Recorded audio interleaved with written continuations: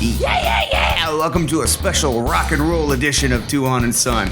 I've been threatening this episode for weeks, months even, because as soon as we started the show, I said to myself, oh man, we're finally going to be able to tell all of Dad's cool rock and roll stories, because my dad, Philip Tuhon Gelina, is a special type of guy. You see, you know when something amazing in rock and roll history was happening and some guy was off to the side reading a newspaper, rolling his eyes? That was Dad. but he was still there, and it still counts.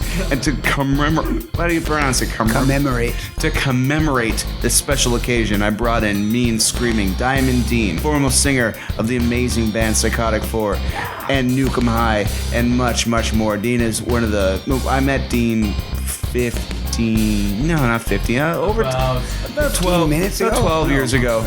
And we were both... I was going to... I was going to a show that a friend of mine was playing, and there was this guy sitting at the bus stop, like one of the coolest guys in the world. You know, just sitting there with his guitar, and we got on the same bus. And we got off on the same stop, and I'm like, okay, he's gonna start to think I'm following him. And then it turns out he was in our band at the show, and we struck a conversation. I'm pretty sure I embarrassed myself, but a couple years later, I convinced him I was cool enough to be his friend. Was that me? Yeah. I didn't even know who the hell you were talking about. I was like, who's this guy? Like, I didn't know you took buses. Gosh. But the topic of the day, man, rock and roll. Like, Dean's been there, I've been there, we've been touring, never touring together, which is a shame because we'd have a lot of fun freaking people out in our cities. We've been doing this ridiculous thing we call rock and roll for a long time. I was roadieing for Psychotic for a couple of times, and that was fun. We did a show where you were opening up for like Twisted Sister and the Scorpions, and we were backstage. Like, I just remembered, yeah. Using our bloodhound noses to try to find beer because they wouldn't give us any. No, we could hear beer and smell beer. So that was good. It was good because it was like no beer in actual sight, but there was that feeling like you could feel the somebody's rider was being filled. Somebody was, but this was like by the end of the show when it was just roadies and techs, and we were still stuck. But you can feel the ground almost vibrating with there's something. Yeah, whether it's either gold or booze, and we need to find it. Sure enough, I lifted a flap out of the blue that I just had this connection with. I could hear like when somebody can hear animals talking, like save me. I could hear like I'm right here. The beer whisper. And I, without looking, I lifted a flap and there was like 2 6-packs. And it was like, and then I turned around with shock because I didn't even know. My body knew where it was. My brain didn't necessarily connect right away. We're the Hardy Boys of alcohol. And then Ryan and me were excited. We found a cold 6-pack in an outdoor festival that was it just shows how good our instincts are, I guess. Dad, the thing about that's interesting is that like all this rock and roll stuff that like I'm about to ask you about, like just to clarify, you don't really drink and you never really have. Did you used to drink? Like, well, no, not. I mean, I'll reserve a day or two a year to drown whatever sorrows I happen to be feeling at that moment, just to see if I still have the liver that can filter out that alcohol. But anyway, it's I never drank much. I never was one to imbibe. Okay. Anyway, so all right. I'm sure there are people out there who have seen me do it and therefore are saying he's a liar. But that was very rare. And that is what I like to call leave a comment below, discrediting this claim of alcoholic abstinence. Yeah. All right, so Dad, you mentioned in our, I think it was our second episode or something, that you started working as a roadie, like you got into it because some friends of yours did. Yeah, actually, way back in the early 70s, I was going to high school, and a guy that was going to high school, actually just a year after me, and who was a gentleman by the name of Norman Perry. And if you're ever out there, Norman, if you ever actually listen to this, here's props to you because, of all the things in the world, one of the few guys I know that actually ever did what he really wanted to do and not be a lawyer or a doctor or whatever, he's the guy who did it. Anyway, right next to the high school I was going to, there was a place. It was called 4424. It was a really rich guy with questionable connections. Gave us this place to hang out in, and it became a youth center. And so they had a youth clinic upstairs, and they had other things downstairs. And in the basement, this guy, Norman Perry, had taken it over and became a rehearsal space. And so that's where he met Mahogany Rush, who were just in their infancy. Oh, yeah. And so they would come in and they would practice, and because Norman was in high school a block away, so he just knew all about these things, and he set it up, and he would hire people, and abuse us manager wise, and anyway, so he started working for Mahogany Rush, and Mahogany Rush started getting more and more popular. They'd play the rec room at the local hockey arena, and they would play the high school, and then they would play more and more. And eventually they started recording albums, and they started going on the road. And actually, when they started touring about 1977, I'd already been working for Donald K. Donald Productions in a production capacity in Montreal. Donald K. Love Donald K. Yeah, well, Dean did a music video in his house. I hung out with Donald K. a few times. Anyway, Norman was working, I guess, I'll call it a production manager, because it's very hard, because when you're working for a promoter, you're not really a production manager. You're just kind of making sure that all the rider requirements and things that they need are there. And so because you're not a member of the union, there's generally a union house, you're not allowed actually doing anything. So you go in and you're kind of like a production flunky. That's at least what I was. And so we did a lot of stuff. Just about every show that played Montreal from about 1973 through 1976, I got to see. The very first rock and roll show I ever saw, I wasn't working for them, but I got to see Janis Joplin, and then I got to see... what's his name? Morrison and the Doors. Yeah, I was in the fall of '69. They both played Montreal Forum in the fall of '69. Was he Fat Morrison by then, or was he? Oh no, he was still happening. And it was funny because when you look at stage now, I mean, every act has a huge display of pyrotechnics and or backing scrims or anything like this. The Doors had, a drum kit. I'm not sure if they even had a riser, and they had speakers on both sides of the stage. And Jim Morrison was like up and jumping up and down, but it was really, really flat. And it was only by 73 or 74 when the Rolling Stones had their tour, they started bringing things in, and they started having the concept of a rock and roll show. So bands started getting their own lighting companies, and they started getting their own sound equipment. Put it this way, I was there for the shocking times. For example, when Led Zeppelin raised prices overnight by 20%, tickets went from $5 to $6. Yeah, exactly. Shock. No, but that is a shocker. Well, yeah, but I mean, it was at the same time. When you look back at it now, and you're spending hundreds of dollars on a ticket, and people were going, $6. I'm never going to a rock show again. Yeah, but the hippie van they got there in was like $15. So it was I know, but it's just funny because in retrospect, we all go, oh yeah, okay. Yeah, now they spend hundreds of dollars to watch Led Zeppelin crap in a bag. And he's like, actually, the one band I didn't see, probably more than that, but one guy that I never got to see was Jimi Hendrix. He did play in Montreal, but he played for another promoter, not ours, and of course, you never got to see him.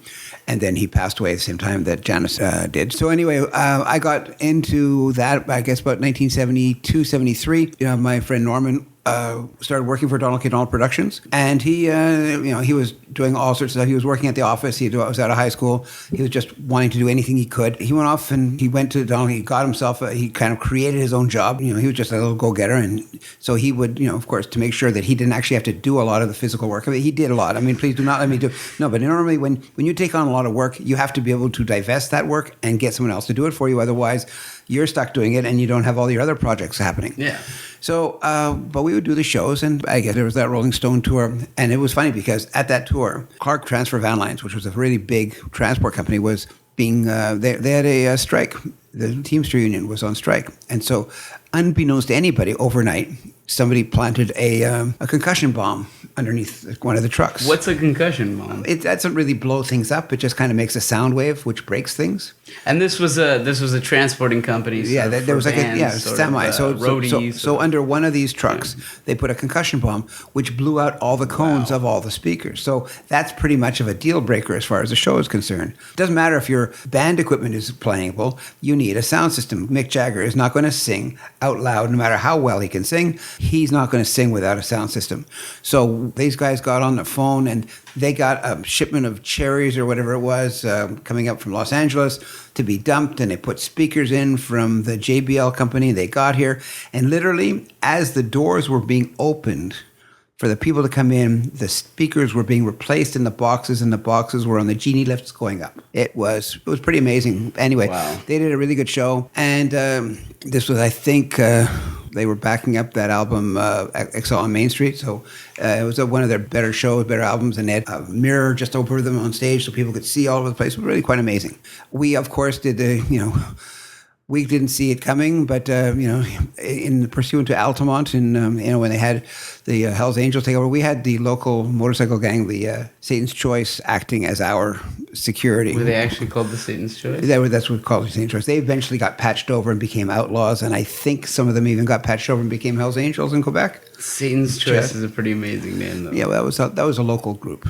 But anyway, so these guys, rock and roll was happening, and I did a lot of shows in Montreal. We did a lot of bands more than once. I got to see Frank Sinatra. Frank Sinatra came around 1976 for the Olympics, and he actually played twice in a very short period of time. The first time, you couldn't buy a seat for love nor money. The second time, he didn't sell so well. So what happened is that Frank Sinatra brings a truck full of seat covers, and it's like things to cover, sections of seats you haven't sold, because Frank Sinatra doesn't play to empty seats. Yeah. So what you do is you put stuff over the seats to say, no, they weren't even for sale. So always a sellout. Also, Bob Hope He's was... lucky that he was unbelievably big. When because... you said he had seat covers, he had severe hemorrhoids or something? No, I was thinking more like, that's a great way to make a show seem full. Just throw a bunch of sweaters over seats. Like, it looks like there's a bunch of people, but there's 8 people. Yeah, well, no, but he would just take a whole section. You just he's Frank Sinatra. So, anyway, but we also had Bob Hope in the Olympics, or just after the Olympics and before whatever it was. But anyway, it was one of the lamest shows I'd ever seen. And the reason it was lame... What year was it? Sorry? I think it was 76. I think it was... At that point, both were sort of dated. Well, it's not even so much that. What it was another... I think it was Montreal had the Olympics in 76. Yeah. And so we had a bunch of people who had won medals for Canada in the Winter Olympics, because they had them in those days. They had them in the same year, and so this was in the spring before the Summer Olympics.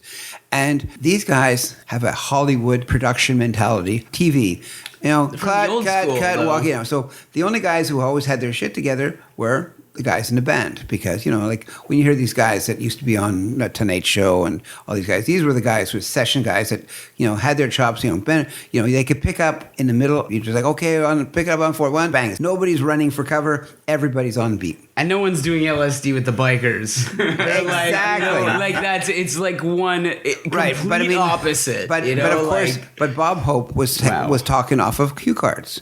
So they had, here was being filmed. And all day they have this stuff, and they're doing rehearsals, and, it's a really casual rehearsal. It wasn't like, okay, we got 14 minutes before we get this right. Bob Hope was there, okay, and he'd be reading. We had like a day or a half of rehearsal beforehand. So he'd be there trying to read the cue cards. And of course, these guys you read cue cards very well sometimes. And, so it comes to the night.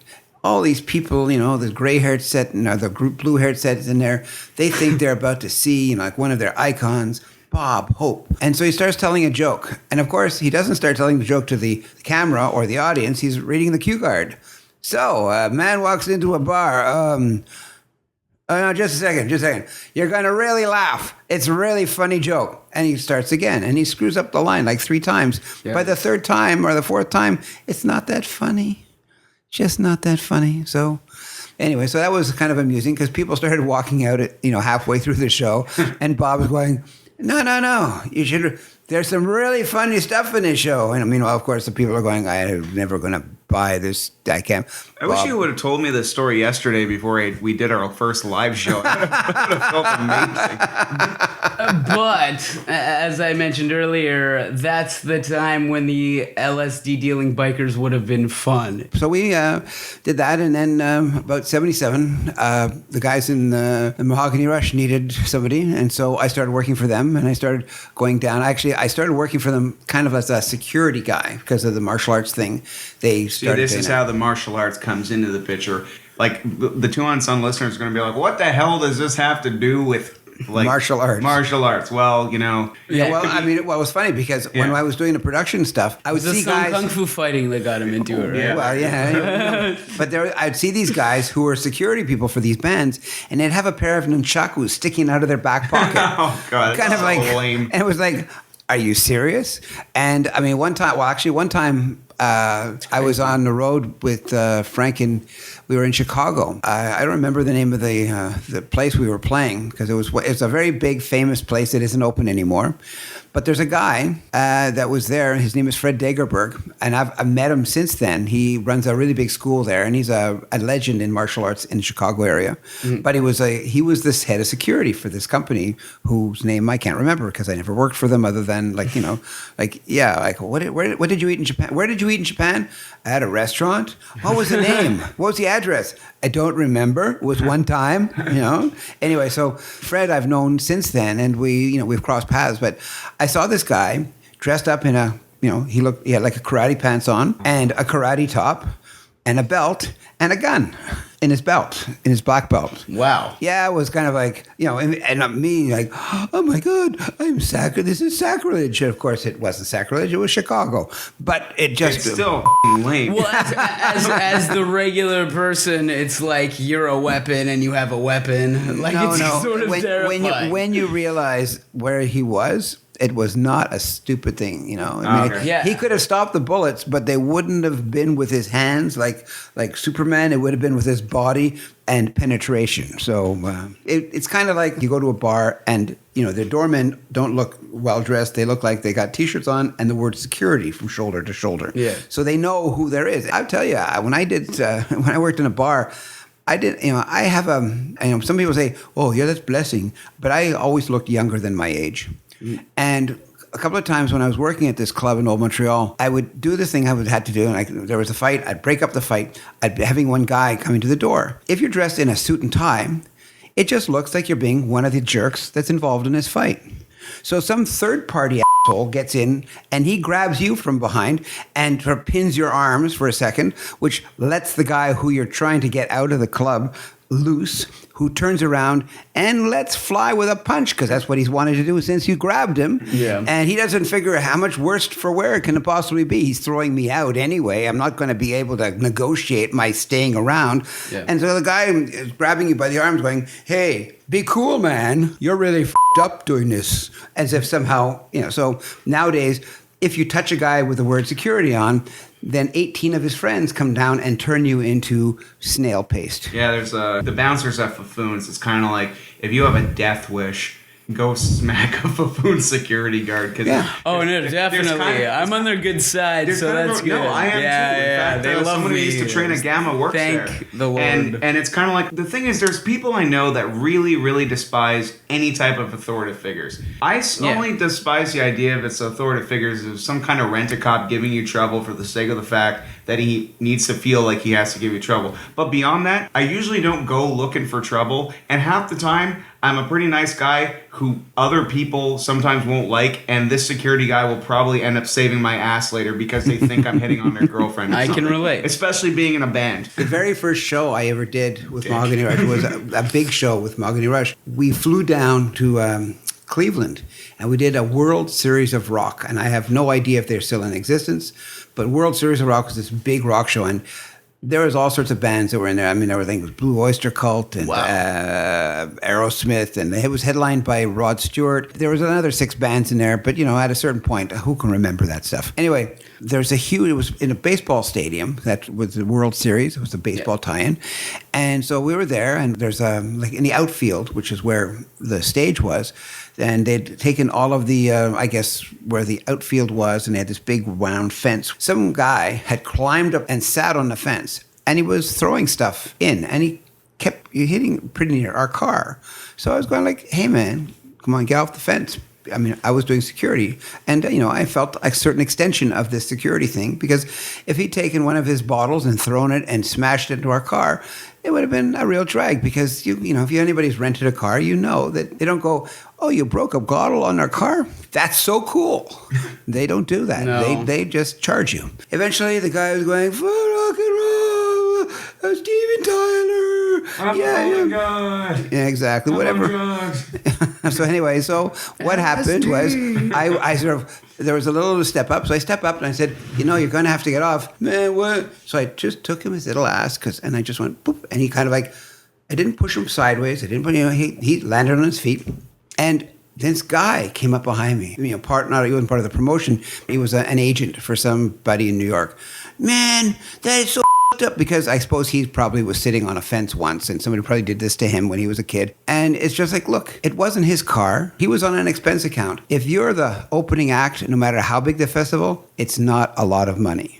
No. You don't get a lot of money at the beginning when you open up the biggest rock festival in the world on the best card of UFC. If you're the opening act, if you're the first fight, you're getting $3,000 and not a penny more. That's exactly Ryan had mentioned earlier. Scorpion's Twisted Sister. That's what we got paid exactly. $3,000. They won't even let us. Huge. So yeah. Right. And whenever we used to open up for Aerosmith, they would sort of give you, you'd see all of these lights and scrims. You were like, they had this one small lighting bar, like with 6 lights. And it was like the lights didn't match anything you're doing because, of course, the light show is for who? The star. It's for the headliner. It's not for us. People go, wow, that was really horrible lighting. Okay. Because it wasn't horrible lighting. It was just no lighting. You may have well just left the whole thing on, but of course. Oh, what a coincidence! You think? So, and the sound is the same thing. They put limiters, and sometimes they don't let you attenuate anything. They just give you kind of like a flat response. So whatever you get, they're not going to give you anything. If you blow away the crowd, it's because you're so much more amazing than the sound and lights they've given you. Yeah, I always felt it was good to insult the crowd so badly that they respond.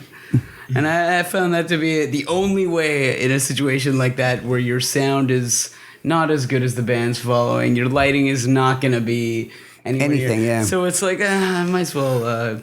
But then about reaction. I was at 75, 76, I was doing that. And then in 1976, I spent from January to June working on tour with Black Sabbath. That was my first show. And I'm quite honestly, I'll be honest with you, everybody thinks Black Sabbath, you were on tour with Black Sabbath with Ozzy and Tony Iommi and Geezer Butler and Bill Ward, you were out with them? I'm actually amazed you remember all their names. It's crazy. I have no idea. Considering you don't give a lick to listen to any of their I know, music. but it's amazing because... That's why his opinion is amazing to hear. But you have to understand, I was embarrassed to be on tour with them. Not because of anything. No, it was because of them. Because in those days, I was a rock snob. Black Sabbath didn't even get that far. They were never played on any radio station I ever heard. Yeah. And so now it's so funny for me. I hear Black Sabbath being played on CHOM, and they're all going like, we're playing the hits like we always played them. And you go, no fucking way. Because in those days, they were prog rock. It was lots of Pink Floyd, Genesis, Gentle Giant, Straubs. Yes. Oh gosh, I'm trying to remember all these bands. I only know their names because we used to have the Sticks, a lot of stuff. Anyway, but I did this tour with Ozzy Osbourne and the guys, and we opened up in Jacksonville, Florida, and then we drove down. We went down to Miami. We were staying in this Coconut Grove hotel, and we played some place called the High Lie. Where the High Lie is that place where it's a big gambling place, and so you have this banana-shaped thing, and you throw a ball at the wall, and it bounces back, and you grab it and do it again, and if you lose, then people lose money, and if you win, then somebody else wins money. So it's like, okay. So we were playing this show. So I've become friends with this guy, Graham, who is working for the band. So he said, hey, let's go out. Fine. Where are you going? Oh, we're going to go to the Frontier Room. Now, the Frontier Room is a place, it's all like knotty pine, and it's where blue-haired people, like old ladies with blue hair, like the white hair. When you said blue-haired people, we thought punks. We're there. We go in, I get in the car, and Ozzy's driving, and it's like, oh, this is so weird. Ozzy's driving. Yeah, he's driving. And so we go to this bar, this show. We get given the best seat in the house, the front seat. It's a showroom. This is Frankie Valli and the Four Seasons playing Bubblegum. He was actually from the early 60s, so I wouldn't really call it bubblegum, but it definitely wasn't played on album-oriented rock radio. It was classic, I guess, at that point. No, it wasn't even classic. It would have been classic. I'm a fan. I'm not. Yeah, no. I'm just saying that it never got played on CHOM. Yeah. But anyway, I'm here. Ozzy decides it's going to be funny to get me faced, and he succeeds. I don't know. That is hilarious. Have you ever had a zombie? A zombie is a drink made with more alcohol than is necessary to drink, with fruit juice to disguise that. And it's blue, isn't it? It's a lot of colors, and sometimes you are blue and purple. Anyway, so we drink, and he buys it, and another one, and I drank more as he kept showing what you were asking before. Did I drink? Not very often, so I did not have any resistance to this stuff. So we get in the car at the end of the night, and I'm hanging out the back window going, oh God, what have I done? And I throw up all on the outside of the car. A zombie sounds like it has a lot of ingredients in it. Well, I don't know. It had me.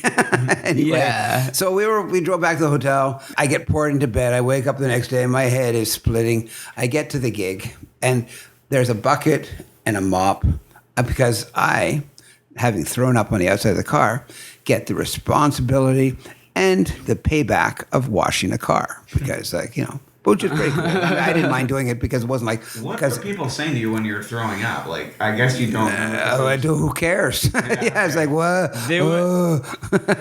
I'm just wondering, like, what kind of guy Ozzy Osbourne was like back then, because I'm a huge poser, and my mass exposure to the Ozzy Osbourne has been through a reality show where even he admits he was kind of depicting himself kind of as a complete clown. Like, he's always been a stage persona, but he is not nearly as useless as he was. Yeah, well, no, he wasn't. He never seemed useless at all. Yeah, I mean, exactly. it wasn't.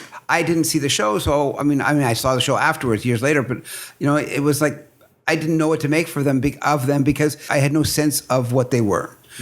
But they were really nice guys. I mean, just as another story. In Portland, Oregon, we were, I started off in Florida. So it was Florida, it was like January, but it's warm in Florida, right? So we went away across, up and down the East Coast, and then over, and then we're in Portland, Oregon, and it's pretty darn cold. It's February. I go out and buy myself a leather jacket. First one I ever bought myself, hey, I have money, I'm on the road, I don't have any expenses. This is awesome. I get to buy myself something. So I buy myself a leather jacket. I'm wearing it around. About a day or so later, I'm standing, doing whatever it is I do. And Tony Iommi comes up and hands me some mink oil. And he says, hey mate, put this on your coat. It'll, your jacket. It's really nice. You should keep it for a while. And I was kind of like, it wasn't like I was, in awe. I was in awe of the fact that this person who I had never said two words to was so nice to me that he'd go out on his own, pick up this mink oil, bring it back, and then give it to me, not giving it to one of his guys to give to me, but give it to me himself and go, here, you should put this on. Like, this guy really cared. I mean, I have no idea why he cared, but he was just a really great human being. I mean, I gave him, it was like really amazing. But, that's the type of thing that you just don't expect. A lot of hilarity. That's funny because mink oil is also known to help wash off blood after you bite bats' heads off. Well, I guess good. Maybe, that's what he was I would like to believe. For the virgin sacrifices. I guess. The guy with the vegan girlfriend's gonna cue in and just say, if you need to wash off blood off your face or makeup, nothing is more effective than coconut oil. Exactly. Yeah, you're right. No mink. Taken from the veins of coconut minks. Anyway, and then later on, I mean, it was really funny because we were dragging our asses backwards, back across the United States, and we were in Chicago, and we had this one truck driver who all he wanted to do was get laid. I mean, he just wanted to meet a girl. That wasn't everybody's kind of plan? This was only because he was so pitiful at it. Oh, okay. So finally, in Chicago, he met some woman that had the lack of taste to actually go home and sleep with this guy. What did she look like? I don't care. I don't remember. Okay. That is not germane to the story. What's germane to the story is that we had a drive the next morning to Kalamazoo, Michigan, which he did not come for. So he had the lighting rig in his truck, which meant all of those lights that take dun, dun, dun, dun, dun, and turn it into a spectacle. Yeah. If you don't have these things, so what happens is that we get to the show, we unload, there's no lighting truck. People are calling around whatever Chicago, have you seen this guy? No idea. So he's taking the truck. They don't have a backup driver. In a world of no internet, no cell phones, this guy's gone dark. Yeah, exactly. So we have to get a set of genie hoists. And if you ever really seen those, like I don't know what this is an compressed air tube, and you press it, and it, normally they used to do these at smaller shows in the 70s, and they would have 6-par lights on either side, so it'd be 12 lights, and you'd have maybe a colored gel. We had one on either side of the stage. That's all we could get for the lighting for this show. So, wow. So it was like lighting the show of like colored flashlights. Basically, a big colored flashlight. So we had this. Ozzy waving a glow stick. So you can just imagine. I mean, like, this is a band that has learned that its support mechanism is as big a part of the show. I mean, well, look, Kiss is no different, right? I mean, like, if you didn't have all of that stuff, it's like, all the guys that go to a Kiss show, they all get dressed up in makeup, and these are the precedents for these. There's things. a line between Kiss and Sabbath. No, I'm not talking about that. I'm just talking about when people go, they want the lights, they want the sound, they want the whole show. There's a whole package that you're looking for. You're not just looking for, well, that's Ozzy on board. Like, put it this way, I will never imagine that Black Sabbath will ever do one of those, the acoustic sets. No. No, they haven't, and that's actually a good point. Yeah, I know, because that's it's not. Our sound would work. Yeah, I actually don't think. But I mean, be heavy. Well, but even then, nobody else did in those days either. I mean, it was a long time before Eric Clapton did Layla, acoustically. Yeah. There was an awful lot of acts that played those songs. Oh, they had ballads. Yeah, they had changes, but that's like later on. You can't play changes for an hour and a half. They had a few here and there, but anyway, so that was a horrific thing. That was like, but they had this guy Mark, who was their manager, who was awesome. I mean, he had such an intelligent way about him, because he knew his act was his act. The people who came to see Black Sabbath, they were there to see Black Sabbath. What his job was to fill up the rest of the stadium or the facility with other people who want to see other acts. So we had Boston opening up for us. Amazing. Boston's first 6 shows out, when they first broke out and started playing, But a Feeling, whatever it is. More Than a Feeling, yeah. Their first 6 shows were opening up for Black Sabbath. 78? Yeah, this was 77, 78. We had Bob Seger and the Silver Bullet Band opening up for us. Amazing. We had all these bands that were not quite breaking, but, you'd have these guys and they were causing an interest, and people would go and see acts that they were interested in because it didn't cost $1 million. With what costs nowadays, if you don't have an established act, you're going to go out and spend $150, $200 to watch an unestablished act? Not bloody likely. So this is the thing that people would do. And so we had some amazing shows, that had less to do with just the fact that it was Sabbath, and it was more the fact that it was like this kind of like genius type character in the background constructing these shows that were able to aim at 5 or 6 different demographics, get them all into one space, and have them not feel weird about it. And all were very different. Yeah, very, very different. In sound. The only thing they had in common was that they weren't the bubblegum that you referred to earlier. Yeah, well, a lot of these guys, a lot of those bubblegum acts never really, they were such a construction. One-hit wonder almost. Well, not even just that. What they had was, a lot of them were like, monkey type acts. They had really, really top level session guys playing all the music. Yeah. So it wasn't like crappy music being played by crappy guitarists or whatever you'd call it. Yeah. Musicians, yeah. I was thinking about that, but for some reason I was thinking about them and it couldn't come out.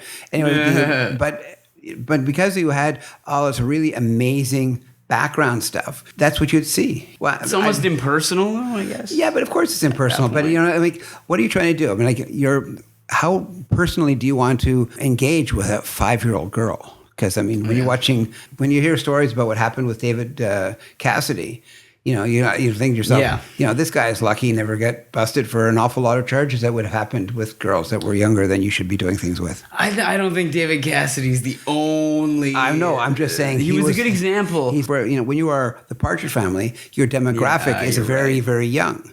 Well, that's the part of the reason today we have like Justin Bieber, who's getting in trouble for saying just things that we might say at a bus stop. But nobody cares about what you say. Exactly. But the thing is, nobody cares at all, even now. But the thing is, he can say something, and his demographic is exactly like you said, like 5 to 12. Like, what are you going to do with that? And the thing is, if you want to be taken seriously, you had stuff comes out of your mouth. You figure people will take seriously, and unfortunately, they take it way too seriously. Okay, so the lighting guy boned some chick and and so he showed up like at 8:00, and of course he got fired. And it was a day to remember. When you see this show. And you just realize that, the big halo of lights, and just didn't happen. So it's Or the guys in Aerosmith. Like, I mean, you played Mahogany Rush and them. Were all the shows like huge, or were some of them like modest, small ones? Like, no, at that time, Aerosmith was being touted as being the next Rolling Stones. So they were really huge. They were entering the stratosphere. The reason we were paired with them an awful lot was there was a management company called Lieber Krebs, and we were managed by the same people. So there's musically Mahogany Rush and Frank Mirror, Mahogany Rush and Aerosmith are like two. I don't know, a grape and a. I know they're not the same. And a bench. But the thing is that in those days, if you were a manager and you had a hot act, you fed your other acts to the promoters. Yeah. Because that's what you did. One time we got to play Day of the Green with was Jeff Beck and Jan Hammer opening up for us. Jeff Beck was in the Yardbirds, right? He was in the Yardbirds, but he became a really awesome jazz-influenced fusion player. Yeah, on his own. Yeah. And Jan Hammer. Anyway, the reality is that these guys were playing, and that guy who did that song, wow, wow, wow, wow, wow, wow, wow. He did the mouth. The hurdy-gurdy man? No, that's Donovan. Peter Frampton. Peter Frampton. Oh, Peter Frampton was really hot in those days, and so he wanted to come on and play with Jeff Beck. Jeff Beck is a musical snob. He didn't want to do this at all. He didn't think that Peter Frampton belonged in the same universe as he did. That's amazing. And so it was just funny because Peter Frampton came on, and they everybody wants to pat the back of the guy who just scored the winning goal and did all that kind of stuff. So Peter Frampton was that guy. He was breaking. Yeah, he was breaking. He had that live album, and wah, wah, wah, wah, and was just doing everything. So it was very funny, and so it was.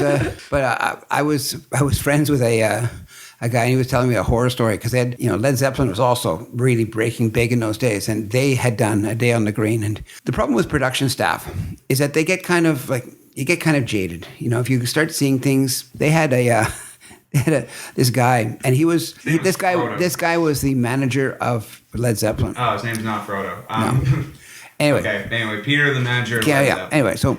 He's scary. I hear he's scary. Yeah, he is a really large guy, and he had a son that was on tour with him. So the son, being the manager's son, you kind of are known by everybody in the crew, and you kind of are left alone. So he goes around. The one thing that I know, you ever seen those signs that you see, and they're made in malls, and they're written in curly Q writing on a piece of wood. Bill Graham Productions did. Every time you had one of these acts, they would make one of these wood signs with the band's name on it, and that would be on their dressing room door. So Led Zeppelin was going to play 2 dates. Like the Muppet Show. They used to do that just so you get the reference. Yeah, the Muppet Show. Okay. It's the Muppet Show. It's no show now. That's how I figured I'd get the reference. Like the Muppet Show, Ryan. That's how I got it. And, like the Muppet Show. And also Bill But Graham. I agree with Bill you. Graham passed away the same day as what's his name?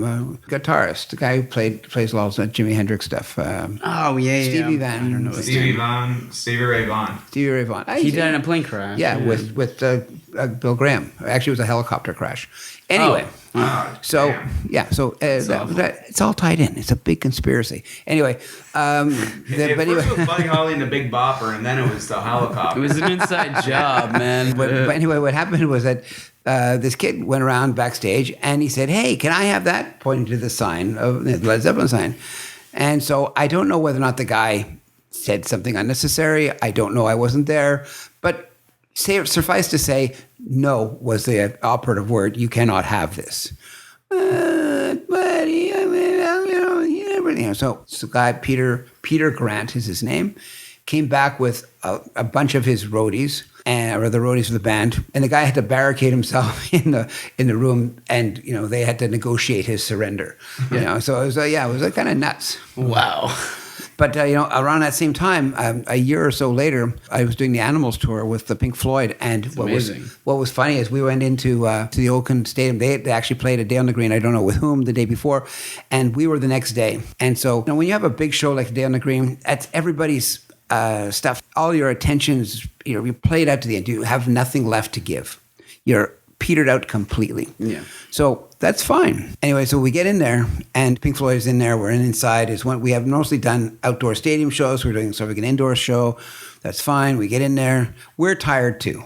I mean, it's like the Pink Floyd tour was, over 2 months. It was like one date every 2 days. Wow. Right, but it wasn't like, we had a lot of time off. It was a day of setup. They had 2 complete shows. They had a stage show and then the band's equipment. The band's equipment could fly or drive to the next place, but it's like the backing, the big screen and all the other lights and everything and the quadraphonic sound and you name all that kind of stuff. As a regular band, that's a pretty slack schedule. Yes, one show every 2 days. But as a band like Pink Floyd that have all the theatrics, that's an intense schedule. Yes, so it was insane. Yeah. And Pink Floyd, okay, when you think of guitar equipment, you think it's like, okay, amplifiers and speakers, right? So they have solid state amplifiers. They used phase linear 700s, they are basically stereo home, like top of the line home stereo speaker things, 700 watts of power. So it wasn't like you were getting a solid state sound. You're getting that tube sound.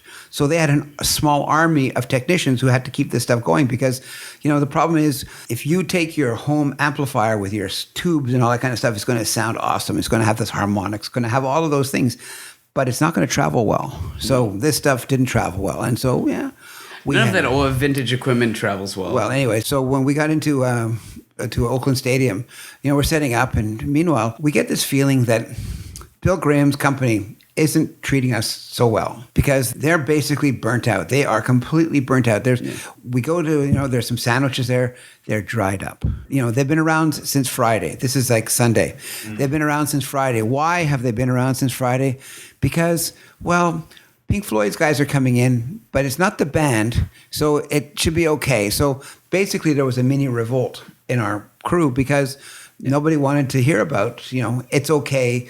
Oh, it's Bill Graham's guys there, So there was a mini revolt because the food was all dried up, It's like we're not asking for much, but it would be nice if we had something fresh to eat. The guys just finished a massive takedown the night before, got up at some ungodly hour of the morning, got there by 8 o'clock and had to start setting up again. And they didn't even have any food to eat because it was, they had sandwiches, but they were dry. I mean, they'd asked for real food, but, people say, they'll have to have sandwiches. We'll bring in hot food for lunch. So in the backstage area, they had a pig pen. What's a pig pen? It's a pen where you have pigs in it. Oh, so like a literal. Yeah. I thought that was what you guys called like the room with the groupies. No. This was a small pen. The room with the groupies that were willing to fuck a white guy. Yeah, but this was a room. This was a pen with real pigs in it. And so, meanwhile, the fact that this revolt had happened was like tremor. And so, one of the production people came in. I think it could have been Bill Graham himself. He came in and their thing was, there's none of this and no pig pen. This was a surprise to the band. It was basically what they'd done is they'd taken these pigs and they'd put one band member's name on each one of them. And something was going to happen. They were going to have this thing. They like to do things that stand out and make the Bill Graham Winterland experience was always really kind of amazing. Yeah. And so all these shows that you'd play, you'd play this and that, but you'd always have this memory of a Bill Graham show that was always kind of more than it had been something you hadn't seen. Right. Bill Graham made facilities more famous than the people who played there. Like Bill Graham's Winterland, the Fillmore East, the Fillmore West. I mean, people hear about those things. It was like, I think Jimmy played the Fillmore, as if, that was more important. The Fillmore was more important than Jimi Hendrix playing. So anyway, we were playing at this thing and it was like, eventually all of tempers were eased and people were okay, but it was pretty damn funny.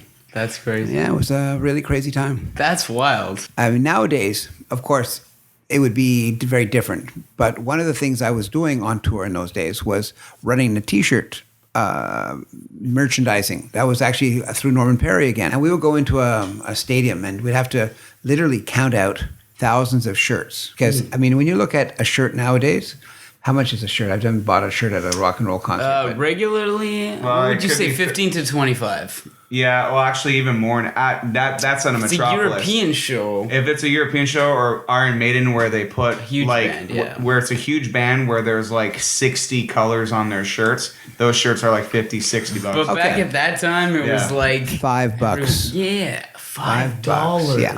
And the quality of the shirts were crap. And equivalently, No, would they be weren't like that bad. $20. No, they were good. They were bad, but no, we had. But the thing is, we didn't have what you have nowadays Get stuff for that skin. fits. Dude, I wasn't fit born that then. I stuff. don't know. We have a Value Village. That's where all the clothes fits. Like when I buy stuff that's like that looks like 70s mustard stains, I'm gonna buy that shirt.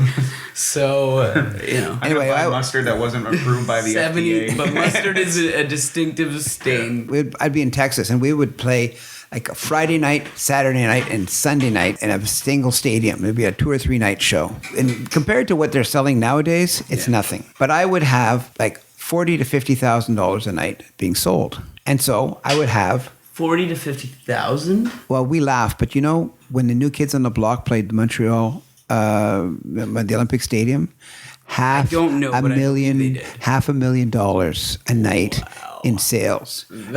And I don't know, I wasn't there, but I even hear that they got robbed because what a lot of these companies do, they underestimate what they sell. Yeah. Because this way they get to hide a lot of their profits. It's and you can put a lot of it as a tax write-off. well, I don't know. I mean, you buy stuff, and it's like, but nowadays, see, that's why. For example, when you're buying money, when you buy a few $1,000s, like over $2,000, they ask you to put your name and phone number and stuff like that on the back of your bill when you're changing money, because money changing is one of those things that you can use to launder money. And they don't want you to do that. And in those days, it mattered in that they still had that thing. But so what I did, I'd get up on a Monday morning and I'd have a 3:30 flight to wherever. I would start at 9 o'clock in the morning and I would go to as many banks as I could. But you didn't want to go and put down $50,000 on the counter because there'd be this whole thing because you had $50,000 worth of cash. And it was all legitimate cash. Yeah. But, when you're a young kid with a rock and roll t-shirt on, what's the difference between you and a drug dealer? Not much. It's like when the police say to you, well, if you're not guilty of anything, you shouldn't have anything to worry about. Yeah. And nowadays, they say that if you are not guilty, then don't talk to the police. People go, well, what do you mean? If you're not guilty, you shouldn't have anything to worry about. Oh, I don't have anything to worry about, but you don't talk to the police. Why? Because it's like, for example, if you're running down the hallway of your school to turn on the fire alarm because you've seen a fire start, a hall monitor or teacher is going to go, Philip, what are you doing running? That's detention for you. I mean, and you're going, but there's a fire. Oh, I don't want to hear any of your excuses. It's time. You're going to have a detention. And now for back talking, your attention every day for this week. And so meanwhile, the school's on fire. That's a good example because police, I have no problem with authority and I never run. I'm always very, I like cops, but there's a term, disorderly, and disorderly can mean anything. Yes, it means. So if you're argumentative, you're disorderly. So it's the best to just exactly. Shut your mouth. But in those days, if you were caught with money, okay, you'd have to explain. But best not to be caught with money because it doesn't take anything for a police officer to go, I think that you're doing this, so therefore you're going to have to prove to me that I'm not. And it's funny because nowadays you see these YouTube videos where a guy goes, "Sir, I would like to see your license registration." And the guy goes, "Why?" "Well, because," and I said, "No, you stopped me, but you have no reason to stop me. I was neither going faster than the speed limit." "Yes, sir, but we think that." "What do you mean we think? You have no right to think anything about me. I haven't done anything to provoke this thinking. You have no right to ask me." And that's the thing. So to avoid all of those realities, because they are realities, you don't cause waves. You do everything you can to blend in. So you go to a bank and you hope to find like 12 banks within a very close proximity to each other because, as it was, I started at 9 o'clock in the morning and I was barely finished by 3. I mean, I can only presume things like this now, but if you were to go to the Bell Center, the local person who runs the merchandising. In those days, it was like a foldable table would come out, one of those banquet tables you'd find in a church. They would come out and you'd have your 8 different shirts and maybe your programs and whatever else they were selling. We used to have people who would come along and they would look and say, well, how much is this shirt? And then they would just grab it and run like hell. You could still do that. You just get there would be sort of an avalanche of security. Cameras, there's more of an arc, there's radios. But it's still archaic in that way that they put up just regular party tables that you would put at a buffet. But a lot of places, a lot of the better merchandisers bring in their own displays. Yeah. Like covered with lights and stuff and security and everything built in. I mean, like they kind of plug into the local wireless network, and so you can use your credit card and you can do all that kind of stuff. They have figured out every which way to take money out of your pocket. Definitely. I mean, and that's one of the things I went to a Rolling Stone show at the Bell Center a few years ago, and I walked by one of the tables. They had like a $400 leathered coat. They, depending on whether or not you were a rocker, they had like sleeveless rhinestone studded things with the Rolling Stone tongue. Yeah. And they had like, for the slightly older, a little bit heavier person, they had like, different things. They probably had even like the urban look. Yeah, they had different things. Exactly. It wasn't like I'm gonna get a T-shirt. Age group. It's like nowadays the guys outside with the bootleg T-shirts don't stand a chance because they're fighting against a behemoth on the inside, and they've got their merchandising. They got their chops down. But that behemoth was created by the Rolling Stones, as far as I know. No, they I had heard that they started. They cornered the market on. Merchandising. The truth be known, Norman Perry, that name I mentioned. Norman Perry. He's their He was their merchandising manager. Really? And it was actually kind of funny because when I was there, I was waiting. Weren't they the first to do that? They may have been the first, but this guy Norman, he is. I don't really like to use the word genius because it is used, but when it came to certain things, he knew where the kernel of truth was. Yeah. And he was not easily dissuaded from finding it. Yeah. He actually took that company I was talking about, Brockham International, that I'd worked for a few years, and he sold it to a company called the big promoter in Toronto. What are their names? But anyway, I don't go to Toronto often enough or go to a show there. So anyway, the reality is though that they bought that, and all you do is you hear about these guys, and with the Rolling Stones actually get their touring stuff, they go to Toronto. The guy named Michael Cole was one of their guys. He's one of the guys that they go to. And they have the merchandising thing down because I believe it was Styx that first started doing merchandising at a high level, and they literally made more money from selling T-shirts than from doing a rock and roll show. They were the first ones to actually invert that principle. That's funny. They were the first because that was so secondary at that point. Exactly. I kind of think I know the reason why you're bringing up this entire T-shirt thing is because at a Pink Floyd show, some kind of bad happened to you. Well, that was, I was jumped by I was actually jumped by a gang. Oh my goodness, right when it was getting intense. We're going to have to put a pin in that one, folks, because we are all out of time. But if you want to join us next time, push that subscribe button, and you will, as soon as we put out a new episode, you will get it first. And we'll be joined again by Mean Screaming Diamond Dean, and of course myself, Ryan Stick Gelina, and my father, Philip Tuhon Gelina, for another exciting episode of Tuhon and Son. And then next we'll talk about the Pink Floyd tour. We're going to talk about if the Village People actually lip sang or not. Amazing things all coming up in the next exciting episode of Tuhon and Son. And in the meantime, if you want to check out my dad and the gym's website, MontrealMartialArts.com, go ahead and check that out. MontrealMartialArts.com. Phone number 514-281-9928. And we're located downtown near HMB. All right, thank you very much for listening to Tuhon and Son. Good night, good luck, and let the music jump kick.